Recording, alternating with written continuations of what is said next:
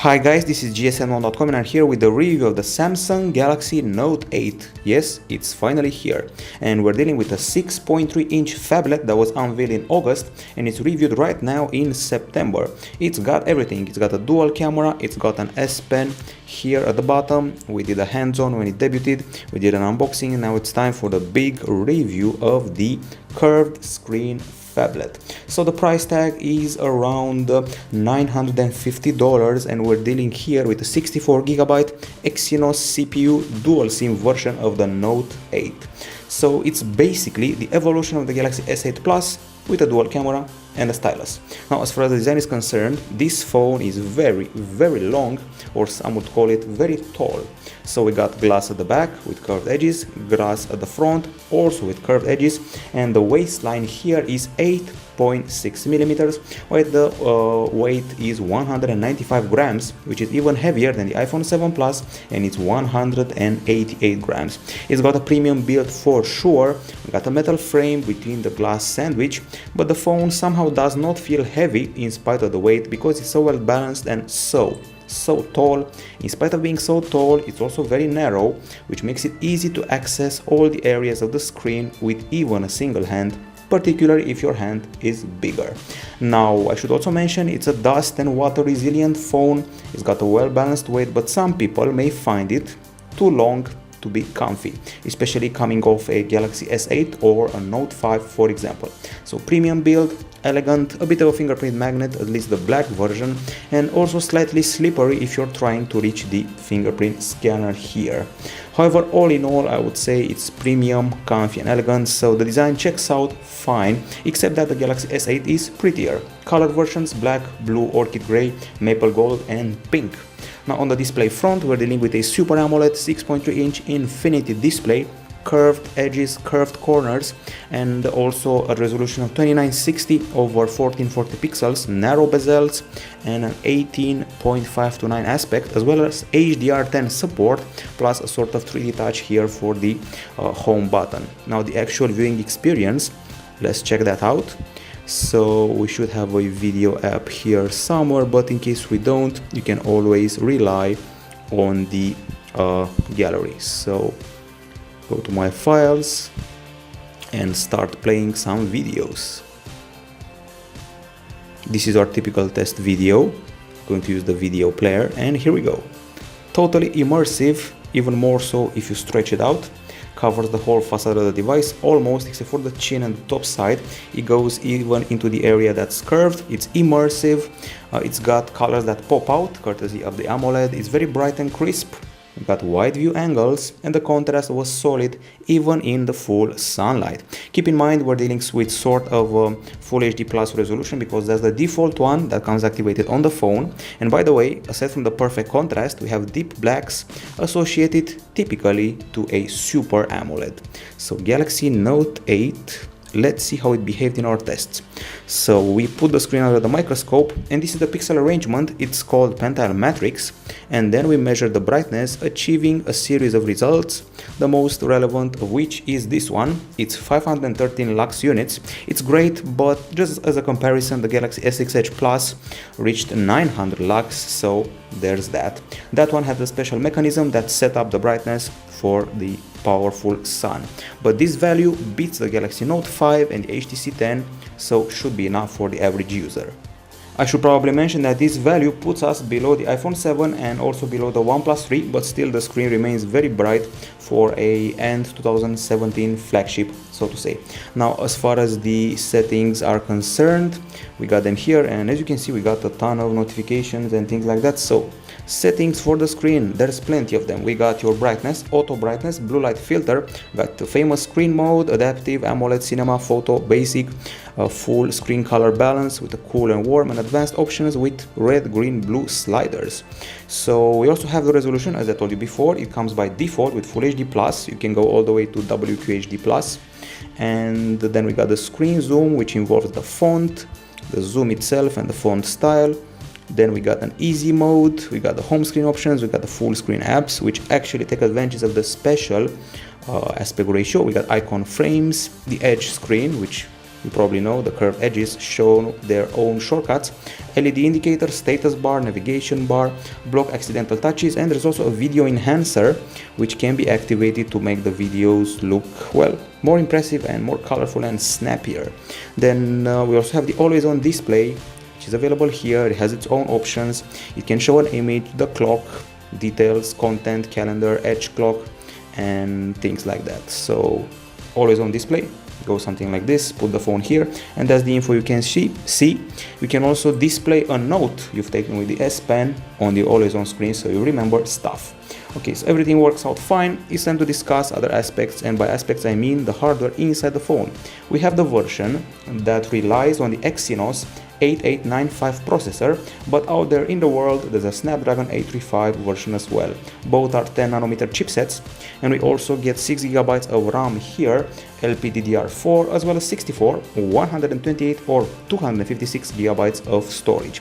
Obviously we experienced zero lag. Look at the number of apps I have here, it's crazy, and I can open up double that. I will have zero problems with delays and lag, and not even the first boot, when everything gets updated and gets hectic, not even that put the phone in any frenzy or problem. So zero lag, zero problems. So let's see what the gaming is like. I actually played Crazy Taxi on this phone, had a blast, the original Crazy Taxi, which looks fine. And if you find that a game or an app is not using the full screen, you can go into the options and change that, so you can take advantage of the full screen estate. There's also a special game center or game area option, so game toolbar. You can group your games, maybe do some recording, do some power saving, or simply block other apps from bothering you when you're gaming. The frame rate is fantastic, the water looks hyper realistic, or the texture aliasing, shadows and things like that make me think of a PS3. And that's high praise for a mere smartphone. Okay, so we also did benchmarks, and one thing you have to know, even though the phone is powerful and impressive, it's still below the Galaxy S8 in quite a few areas. So we have a lot of screenshots, bear with me. In quadrant, for example, in quadrant, know that we beat the Galaxy S8 and the HTC U11, but score below the Galaxy S7 Edge for some reason and the HTC 10. Now we move on to Antutu, because that's the most relevant of them all. Should be here somewhere. Here we go, 174K. This is actually the fourth spot from all the phones we've tested. It's below the HTC U11 and iPhone 7 Plus, but beats LG G6 and Sony Xperia XZ Premium. Now, if you're wondering about one of the records of the phone, well, that actually happened in Geekbench. So we're able to achieve some pretty solid results here, as you can see. So with the single core Geekbench 4, we're placed on the third spot, and in the multi-core test, we're placed on the first spot. We beat everything, all the iPhones, all the Android phones, and then we also did a 3D Mark test just to see how the graphics were doing, and believe me, they're doing fine. 3D Mark, Slingshot Extreme, we beat the Huawei Mate 9 and Google Pixel XL. Now, of course, performance is good, but it feels like the Galaxy S8 was slightly better. In real life, you will not notice any differences. We did a temperature test as well. We scored 34.3 degrees Celsius in Riptide GP Renegade, not bad, there's no overheating. After running GFX Bench, 38.2 degrees Celsius, so once again no overheating, things are just fine. Now let's go to the battery front. You probably know the problems that the Note 7 had with the battery. The Note 8 has zero problems. It has a 3300 mAh unit. The predecessor had a 3500 mAh unit, the Galaxy S8 Plus as well. This one played it safe with 3300, but in spite of that, it still delivers. On paper, we're promised up to 74 hours of MP3 playback, for example. Okay, so we're also promised up to 16 hours of video playback and up to 22 hours of talk time. These are all on paper, promises from Samsung. Now let's see our very own results and our very own tests. So here we go, we're looking for the battery life. So when we did continuous HD video playback in a loop, we achieved 13 hours and 24 minutes, which is great for any phone. It beats the iPhone 7, it beats the Xiaomi Mi 6, and it scores below the Galaxy S7 and the Huawei Mate 9, for example, but still a very solid score. Now in PC Mark, we have another good result, although it doesn't break huge records, but it's still quite good. It's 9 hours and 14 minutes. It's good, but I wanted maybe 1 or 2 hours more because I just got used to better results. We beat the Galaxy Note 5, the Huawei Mate 9 Pro, but scored below the Galaxy S8 and the Xiaomi Mi 6. Charging was very solid. You can do wireless charging, which is fast, and wired charging, which is very fast. 1 hour and 38 minutes. It's better than the Galaxy S8 by 1 minute, and it's also better than the LG G6 and HTC U11, but inferior to the Moto Z. And if you want to charge the phone in steps, after 5 minutes you're at 7%, after 15 minutes 20%, after 30 minutes 39%, after 1 hour 76%. Now of course you have options for the battery. Here we go. So we got battery here, we got your off, mid and max, those are the power saving modes, got the app power monitor, and when you set up the performance of the device, you actually also optimize its usage of the battery. We got optimized game, entertainment and high performance to tweak stuff. So excellent battery, no objection here, maybe aside from the fact I wanted maybe 1 hour extra of continuous usage. On the acoustics front, singular speaker here at the bottom. Many people regret that Samsung isn't using the stereo speakers, and I have to say that we also get AKG Tune headphones bundled here, the same ones from the Galaxy S8. I won't even bother to show them to you, they're the same. We also get 32-bit support, DSD support and dual audio Bluetooth. Samsung's music app does not come bundled here, so you can either download it from Galaxy apps or go to play music directly and have fun with Samsung's typical equalizer, which is chock full of options. We got the equalizer here with genre settings, normal, pop, classic, jazz, rock and custom, plus these two knobs, extra bass, extra treble. There's the instrument, there's the vocal, there's advanced with 9 channels to play with. There's UHQ upscaler, surround, tube amp pro, concert hall and adapt sound, so you can actually tweak the sound that fits your ears perfectly. So a lot of options. As usual, Samsung is overkilling it in the best way possible. Now the actual experience goes something like this.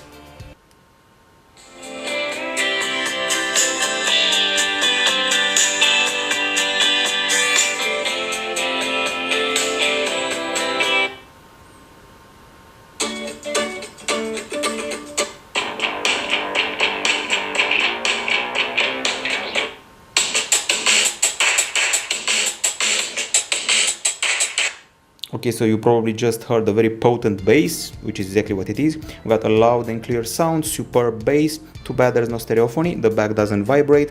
We got excellent high notes and voices and no distortion whatsoever.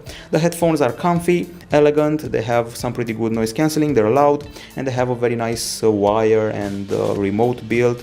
They're actually priced at around $100 separately, so that's nice. But their bass, well, let's say it wasn't the best in the world, so you should get better bass on other headphones.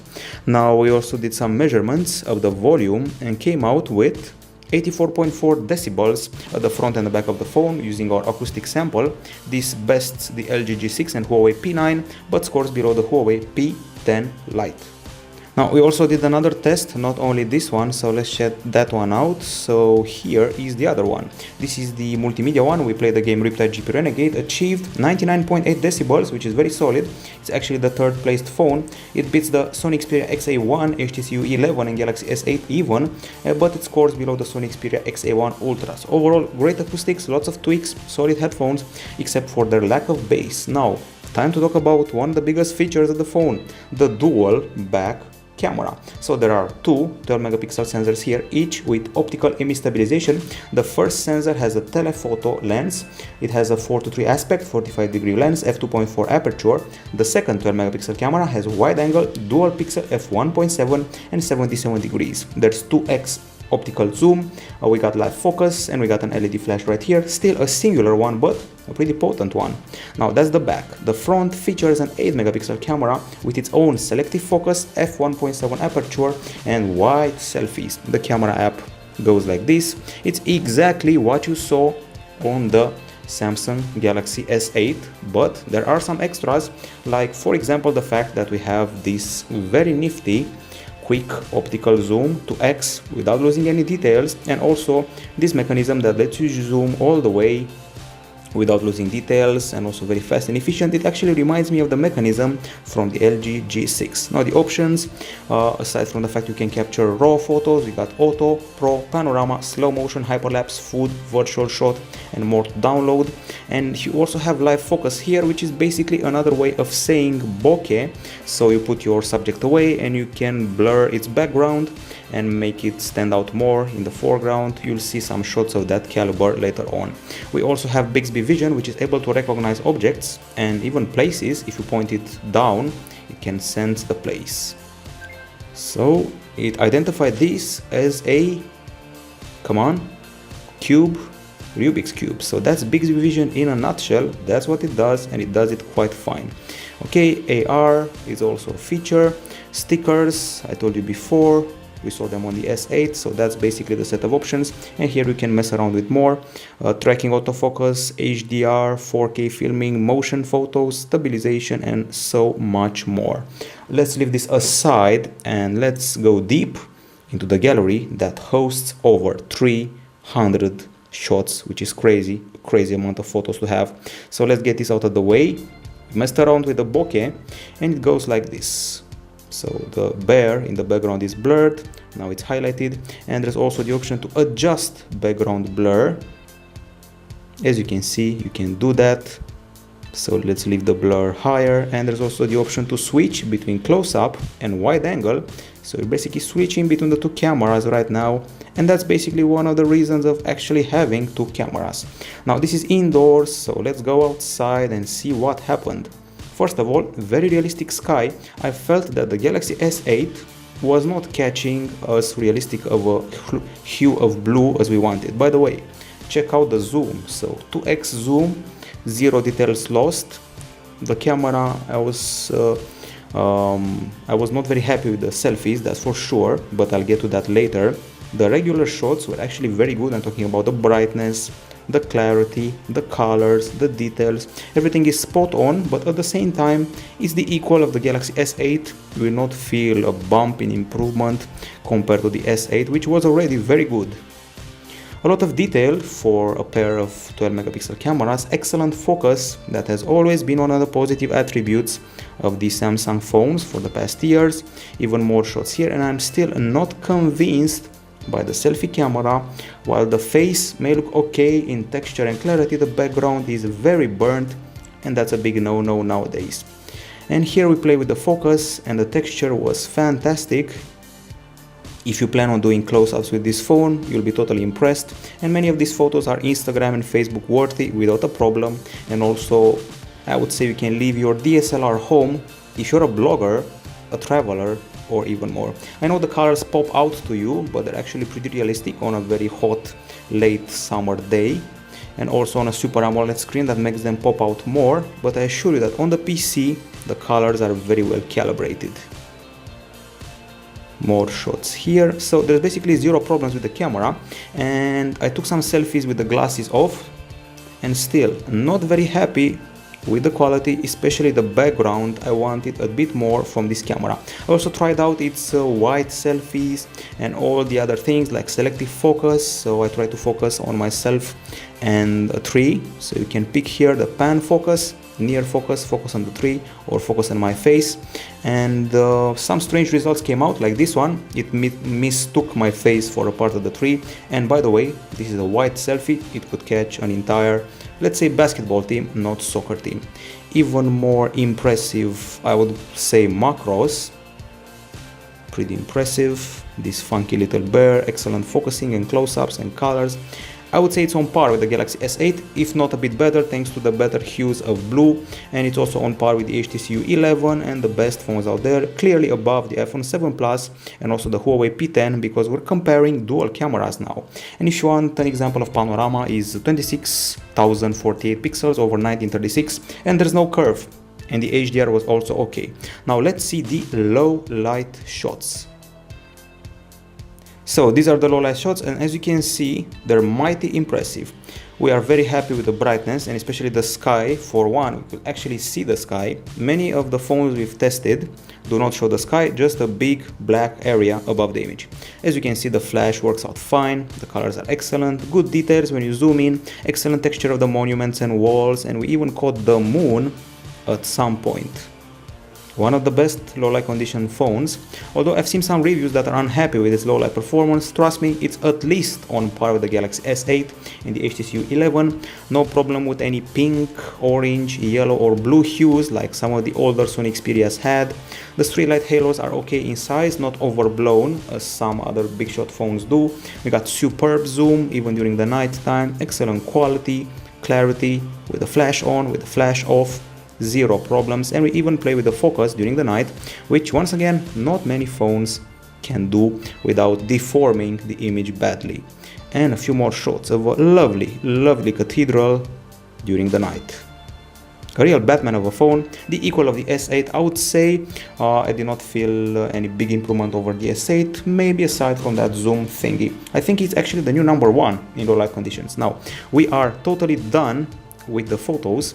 Let's go to the videos and hopefully we can find them fast enough. Okay, so we obviously have slow motion, which is this one here. Spectacular, but I would say typical. We've seen slow motion on a couple of phones, and we also have 4K videos that are very crisp. And let me just find the clip that tests the stabilization, one of the most important aspects. So it's basically me descending a long set of stairs. By the way, pretty potent microphone. I remember that the Galaxy S7 Edge was an excellent concert-going tool. This one may also be. I'm taking big steps here, actually jumping 2 steps at a time. Should result in jerky and flickery motion. Nope. It's almost steady shot level. You know that Sony stabilizes the best on its Xperia phones, and this is not far from it. Excellent image stabilization when walking around, no flickering, no jerky motions, and certainly better than what LG G6 is offering, for example. Okay, so this is a 60 frames per second Full HD video with a bit of the sun in front of us. No problem with the colors, clarity, brightness, exposure change, and of course the fastest focus you will find on the market. So I guess we also have a 4K video here somewhere. Let's find it. Should be here somewhere. Here we go. 4K video, crisp, crisper than crisp actually. Let's go full screen. We go from shadow to light with great exposure change, nice dynamic range, realistic colors, good calibration. And it has that look of a National Geographic documentary whenever you film in 4K. And I actually messed around with the front camera. While I was not very happy with its photos, with the selfies, I would say it's maybe decent for some casual vlogging. Here we go.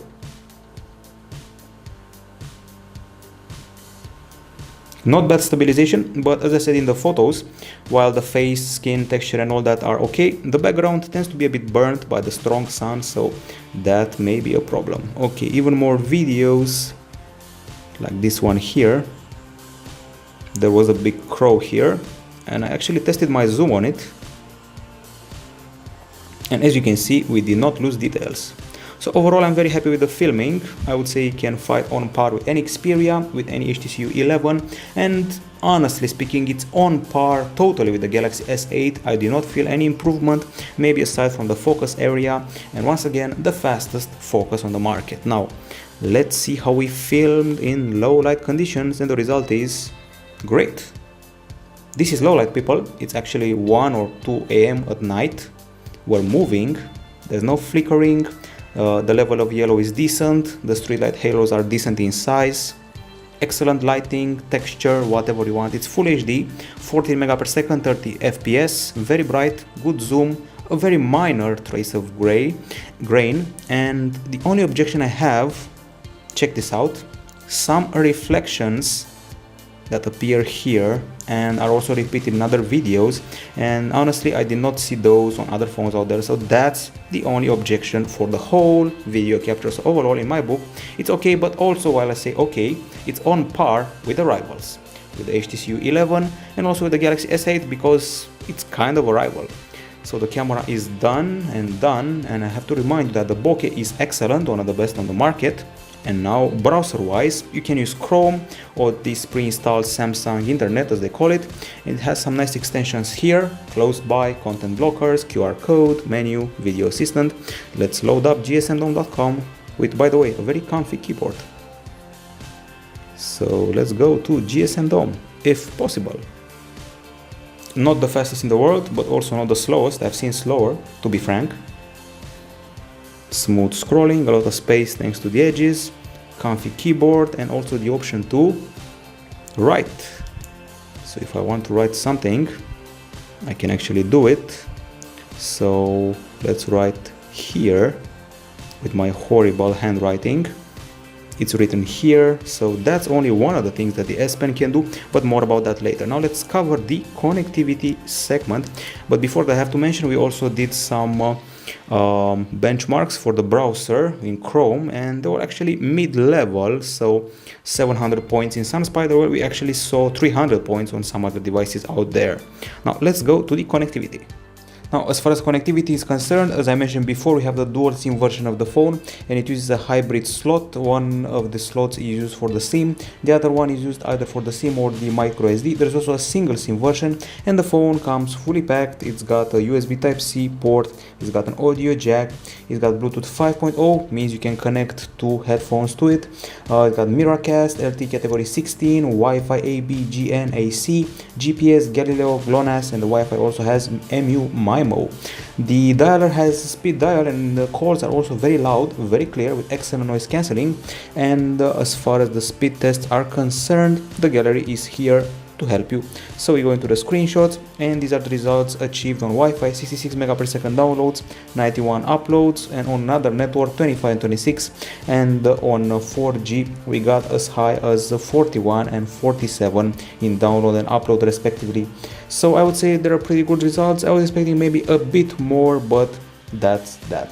So it's time to address the OS, UI, and applications. It's basically exactly the same thing you saw on the Galaxy S8 and S8 Plus, Android 7.1.1 Nougat, this time with Bixby that's active, finally. So Bixby has its very own button here on the side, and you can activate it here and apply some voice commands like, "What's the weather like? What's the weather like?" Let's try again. Okay. Tap it. Come on. "What's the weather like?" Looks like clear skies today and a temperature of 21. Okay, and the thing that really blew me away, check this out. Come on. "Install Asphalt 8 from the Play Store." Here is what I found on the web. It gets XP every time you record stuff, so let's go straight to it. As you can see, there are some kinks to iron out, so let's go here. "Install Asphalt 8 from the Play Store."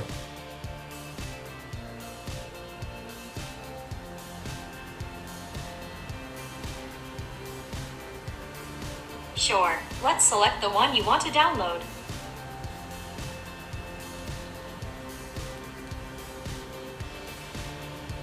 The first one. Okay, I'm downloading it now.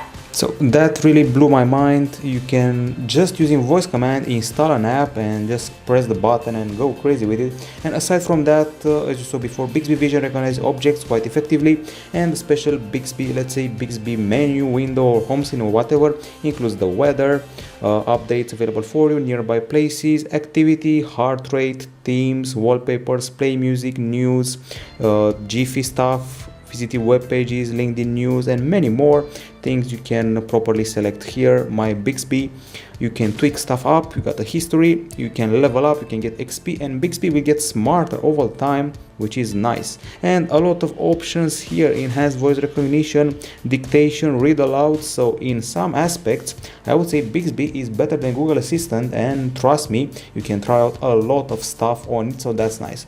Now continuing our analysis of the interface, we got here this edge thingy you saw on the Galaxy S8 for a long time. time. Basically a series of shortcuts. We're uber familiar with them.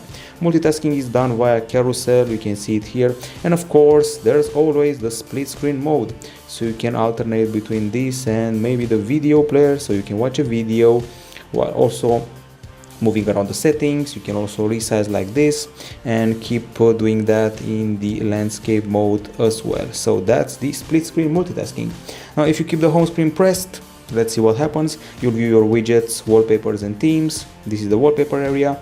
You got feature top, you got icons, you got always on displays, which is actually a nice way to customize your always on display. You got your widgets here, very minimalistic and all white, and home screen settings with grids, layout and so forth.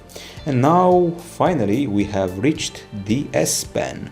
Before the S Pen is the drop down section with notifications, quick settings, and sometimes the smart part of Bixby will ask you, did you sleep at 3 or 4 a.m? because it noticed you did nothing with the phone for a long while and it guessed and tried to set a reminder for when you sleep. Now S Pen, brand new S Pen, water resistant, a sharper tip, 4096 levels of pressure, a clickable end, its very own button here, and air command with a bunch of new features.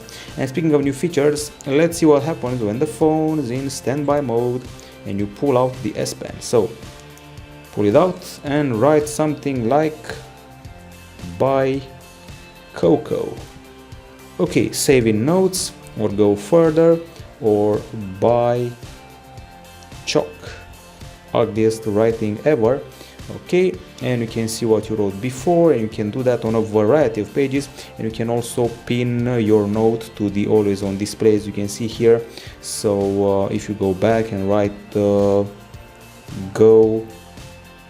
Cubs, pin it to the always on screen, you pin it and you will see it on the always on screen, so you remember what you wrote with that note. So how cool is that? Okay, I'm going to put away the pen for now to analyze its hugely expanded functionality. Well, huge is a big word, but still expanded functionality. So you pull it out like this. Obviously it's very comfy, very light, and these are the options. We got create note, which is pretty straightforward, lets you create a note with a variety of brushes and pen settings. These are also ideal to start drawing stuff, scribbling stuff.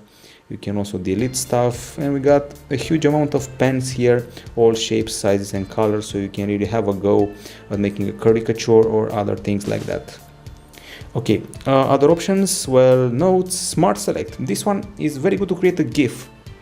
You can select a rectangle, lasso, oval or animation. You go here, animation, start recording, and for example, if you have a video open and you record from it, you can create a GIF right from it. So if I go to the gallery, okay, so gallery, not screenshots, camera, start a video like this one here, move this here, play it, record, couple of seconds, stuff happening, stop the recording, and you got your GIF. You can share it, you can draw on it even and save it, and that's your GIF. That's the feature available here. And we go further. So notes, create notes, smart select, screen write, one of the most advertised features of the S Pen. So live message is very simple. You select a photo, like let's say this beautiful shot of a flower. Okay, and then you can write on top of it and say something like okay, so we picked it, and I can say "for you," for a lady. Write this on top of it, all shiny and nice, and when you're done, your writing will be animated. You can also draw, so you can draw a hat on someone who's on a vacation, and then the hat will start to glow. So "for you," all shiny and nice. You can send it via instant messaging, and that's the live message feature. You got translate, which translates in real time, Bixby Vision, and magnify, which basically magnifies areas of the screen. There's also something called glance. Not a big fan of it, but could be useful. So glance is here. We go back, and it's, let's say, maybe interesting. So let's say I'm in the web browser.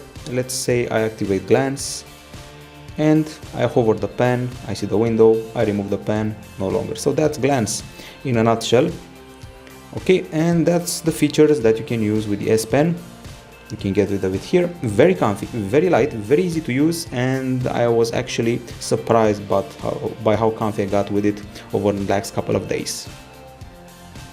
Okay, so that's it in a nutshell about the S Pen, working great, but not a huge upgrade from the Note 7, which was ill-fated, but rather I would say 30% jump from the Note 5, and the features are quite useful, and also it got a bit smarter than before. Okay, so now it's time to go into the settings. We have a lot of them.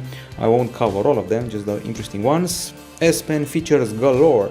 Classic air view, direct pen, screen off memo, shortcuts, floating icons. Okay, smart state, familiar and old. Games, we got a game launcher here, also familiar from the Galaxy S7 onward.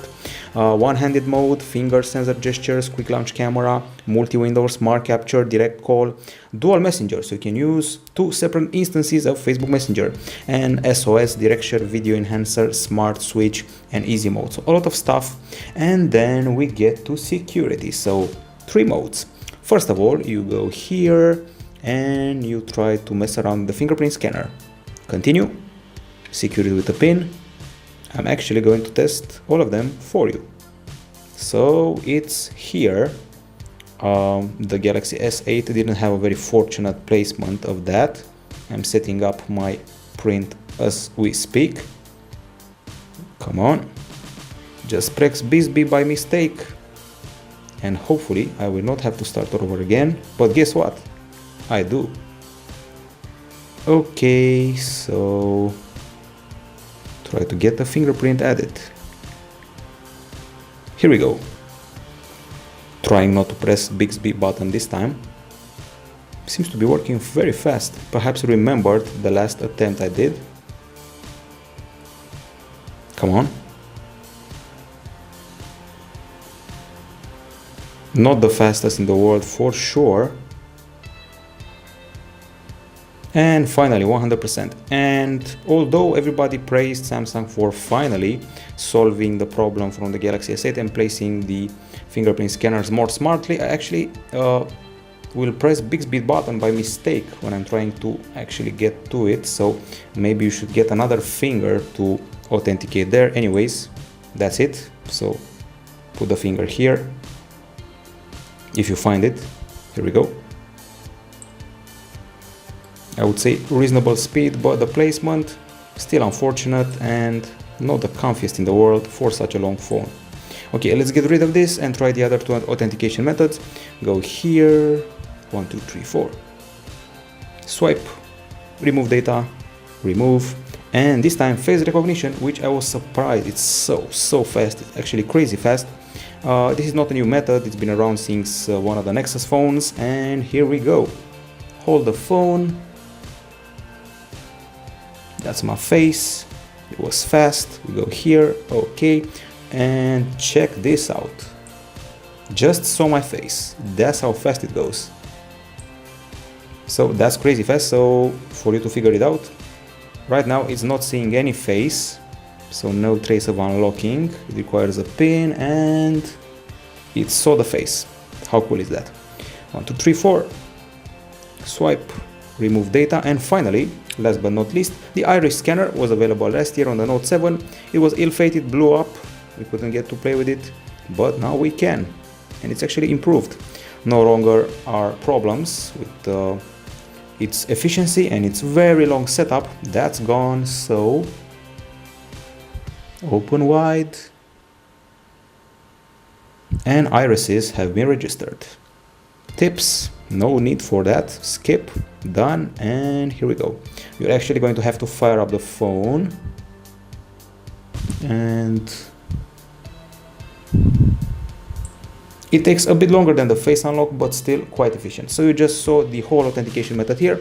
Time to talk about the applications. There's around 40 of them. We got your Microsoft apps, we got your Google apps, we got your Samsung apps. There's Samsung Connect, voice recorder, email, My Files, internet, Samsung Health, of course, with your steps, with your pulse meter, which is pretty precise, stress, oxygenation, and water intake, plus pedometer. There's Galaxy Apps, which is your app store from Samsung. Okay, a few exclusives here as well, Samsung Gear and Pen Up, which is a community for people who like to draw and scribble. They will get to chat and exchange art. Play Store, YouTube, Maps, Samsung Members, which is an area where you actually see everything related to your account and phone. You can send diagnostics, solve problems for your phone, give feedback, and maybe get some points. Who knows? Maybe special offers too. Who knows? Okay, Facebook, phone, messages, camera, gallery, clock, contacts, calendar, calculator, Samsung Notes, of course, secure folder, and Samsung Teams, of course. So that's about it. We're at the end of this very long review. Dual camera phablet, very long, and some nice camera action going on here, plus the S Pen. Now on the pros and cons, on the pro side, it's a pretty phone, it's a comfy phone, it's a premium phone, it's got a great camera at the back, also a pretty solid battery in my book. The speaker is quite loud, okay, and the screen was pretty bright and crisp, and it had some nice colors, and it's also immersive. Bixby actually convinced me this time around. The S Pen was great, and the S Pen actually has no rival in the smartphone segment. Now, those are the pros. Now on the cons, we have the fact that the phone is quite pricey. It should be better in selfies, to be honest. It's a very tall phone, so it's not for everyone. We don't have stereo speakers, and the fingerprint scanner placement is still rather underwhelming. In the end, if you're part of the government, if you're a business official, if you're in enterprise, if you're a business manager, this is the phone for you. You just saw what craziness the S Pen can do. Now, if you want a rival for this, well, it's hard for a rival, so you can say GoToMeeting. Now name me another phone that lets you do that and also pin it on the always on screen, and I'll eat it. So that's the advantage. It does things that no other rival can do, and it also costs a bundle, but it's aimed at the enterprise business segment, so people there have money. There are many people on Wall Street and many people who will get this big and tall phone. It's not exactly a gigantic upgrade from the Note 7, but it's a big jump from the Note 5, which actually you can buy, while the Note 7 you cannot. It's not as pretty as the Galaxy S8, maybe not as comfy, still the fingerprint scanner is not well placed, but the camera is almost perfect, one of the best in low light. It's an elegant phone, very high performance, excellent battery, but in the end it's for the 1%ers, as the price has shown. If money is no problem for you and you do not like iOS, that's basically the phone to get right now. This is it from gsn.com. Hope you like this very long review. We'll be back with more soon. Bye bye.